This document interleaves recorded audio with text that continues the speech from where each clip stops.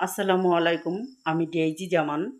আমার আজকের টপিকস শ্বশুরবাড়ি টিকে থাকার পিছনে মেয়ের মা-বাবার গুরুত্বপূর্ণ ভূমিকা রয়েছে। মেয়ে বড় হলে শ্বশুরবাড়ি পাঠাতে হবে এবং ছোট্টবেলা থেকেই স্নেহ ও আদর ভালোবাসার মধ্য দিয়ে তাকে দায়িত্ববান, সহনশীল, ভদ্র, সভ্য, শান্তশিষ্ট, নমনীয় এবং ঈমানদার করে গড়ে তুলতে হবে। আপনার মেয়ে উচ্চশিক্ষিত হয়েছে বলে আপনি মনে করছেন আপনার মেয়ে সব কিছু বুঝে চলতে পারবে। এই জায়গাটাতেই অধিকাংশ মা-বাবা বুঝতে ভুল করছেন। কারণ উচ্চশিক্ষিত হলেও শ্বশুরবাড়ির হালচাল সম্পর্কে ওই মেয়ে একেবারেই অজ্ঞ।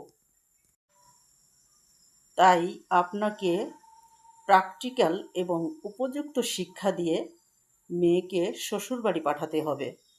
নম্বর ১, অনেক বেলা করে ঘুম থেকে ওঠা শ্বশুরবাড়ির লোকেরা মোটেই পছন্দ করে না। তাই আপনি নিজ হাতে খুব ভোরে আপনার মেয়েকে ঘুম ভাঙিয়ে ফজরের নামাজ পড়ানোর অভ্যাস করুন।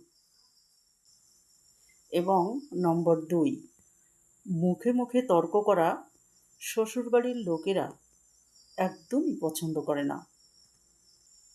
আর এই অভদ্রতাই একটি মেয়ের সংসার ভাঙার প্রধান কারণ। আপনার মেয়ে কি আপনার সঙ্গে উচ্চস্বরে কথা বলে? তাহলে বুঝে নিবেন শ্বশুরবাড়ির জন্য আপনার মেয়ে উপযুক্ত নয়। উপযুক্ত শিক্ষা দিতে না পারলে আপনার মেয়েকে শ্বশুরবাড়ি পাঠাবেন না। তাহলে অন্য একটি পরিবারের সুখ নষ্ট হবে। একটি মূল্যবান কথা বলছি। বাবার বাড়ির ভালোবাসা পেতে কোনো মেয়েকে দায়িত্ব পালন করতে হয় না, কিন্তু শ্বশুরবাড়ির ভালোবাসা পেতে দায়িত্ব পালন এবং অনেকগুলো নিয়মের মধ্যে দিয়ে চলতে হয়। কী সেই দায়িত্ব? কোন ধরনের নিয়ম?